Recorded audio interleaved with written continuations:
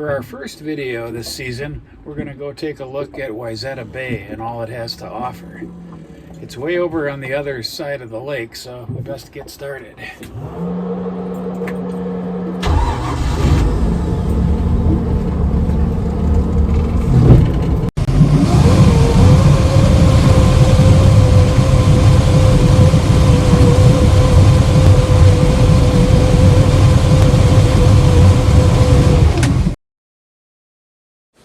Wayzata Bay is of course named for the city of Wayzata, which graces all of its north shore.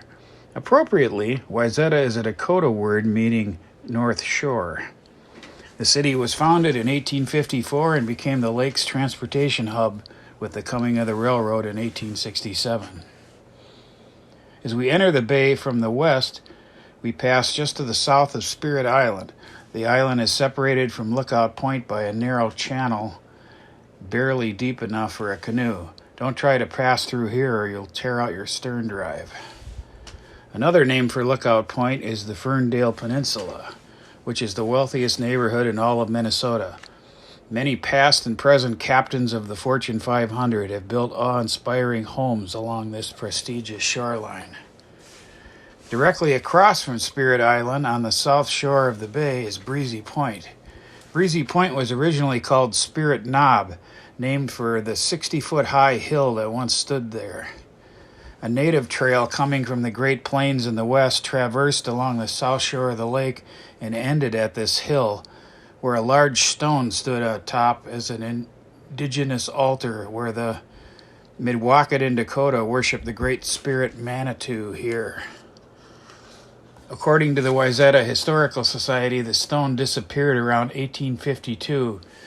After that, the hill began to erode away, and today there is no trace of it remaining. Heading north along the Ferndale shoreline, we take in more beautiful homes.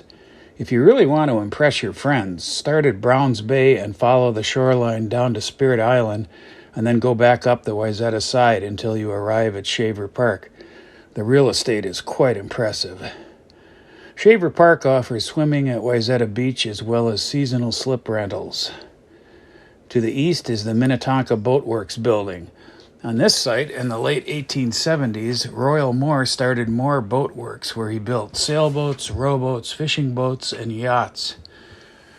Best known of Moore's creations were the 6 express boats built for the Twin Cities Rapid Transit Company in 1906. One of these boats, the Minnetonka, still sails the lake today.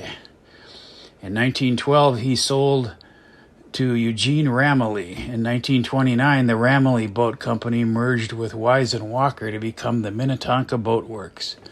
They became builders of Tonka craft boats. In 1985, the current building ceased to service boats and is now home to Six Smith and Wayzata Brew Works. If you wish to visit these establishments, the marina by the Wayzata train depot offers slips available to the public for free. Just don't tie up where the cruise ships do. The Wayzata depot was built by James J. Hill in 1906. Inside, the Wayzata Historical Society operates a very fine museum. Outside is an elaborate O-gauge model railroad display. Moving further east, we can see the Wayzata Bay Panaway project. The Panaway is an initiative to restore the Wayzata lakefront area. There are walkways and benches to take in the view and sidewalk fountains for the kids to play in on a hot day. Here we find another large dock. All of the slips here are for public use. Don't be surprised if on a busy summer day you find dock boys helping you tie up. Be sure to bring a little tip money. From here you can find fine dining at McCormick's Pub or Cove. Those of you who've been away from the lake for a few years might remember Cove as being called Sunsets. If you're older than dirt like I am, then you'll remember it as Hart's Cafe. The last thing in the Wayzata Panaway project is the section foreman's house. Built in 1902 by the Great Northern Railway, it provided a home for the foreman and his family. The section foreman was responsible for the maintenance and repair of about 25 miles of track. Most of these homes were built in desolate parts of the line. However, this one came with a glorious view of Wayzata Bay. There are plans to restore the property and turn the house into a community center. It is also being put on the National Register of Historic Places. Moving along, next we find the Wayzata Yacht Club. The yacht club oversees one of the largest sailboat racing programs in the United States. In addition to this facility, they also maintain a site in the Apostle Islands on Lake Superior. Turning south, we follow the eastern shore of the bay. This shoreline is composed mostly of Carpenter's Point. Carpenter's Point is a causeway for County Road 101 and divides Wayzata Bay from Grays Bay to the east. The southern tip of Carpenter's Point is the channel leading into Grays Bay. We plan to do a short video on Grays Bay later on this summer. Most of the southern shore of Wayzata Bay is made up of the city of Woodland.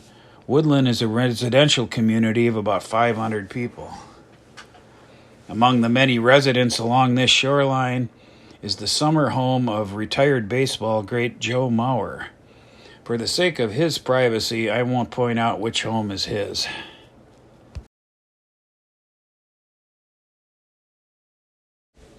From here we head over to Woolsey Pond. The channel going into the pond is hard to find because there aren't any green and red channel markers like other channels have. All you can really do is look for the channel entrance sign. Because of this, I had no idea this was here until about 10 years ago. I remember we were having dinner at Lord Fletcher's later that day and wondering what the name of this place was. Then we looked down at our table. The tables at Lord Fletcher's are lake maps, and there it was, Woolsey Pond. This long and winding channel is one of my favorites. We pass a boathouse called the Commodore Club. This was featured in the coffee table book, The Boathouses of Lake Minnetonka by Karen Melvin and Melinda Nelson. It is also the home of the Myrna, which is one of the oldest and most recognizable boats on the lake. This video was filmed in mid-May and the Myrna wasn't there yet. Woolsey Pond is a small body of water at the end of the channel with a half a dozen homes circling it.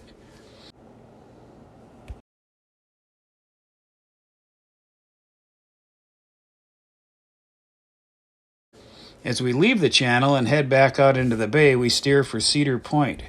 Along with Breezy Point, Cedar Point jets out into the bay from the woodland side. It is distinguishable by this large home that was built here a couple years ago, also by this cute little lighthouse farther out on the point. The topography of the point continues out into the water, creating a navigation hazard for quite a distance into the bay. There is a channel cut through it marked by red and green channel markers, as well as 2 slow minimum wake buoys. After passing by Cedar Point, we find ourselves back where we started, passing Spirit Island and heading out into the lower lake. Hey, you made it to the end. Click on like and subscribe for more great videos about Lake Minnetonka.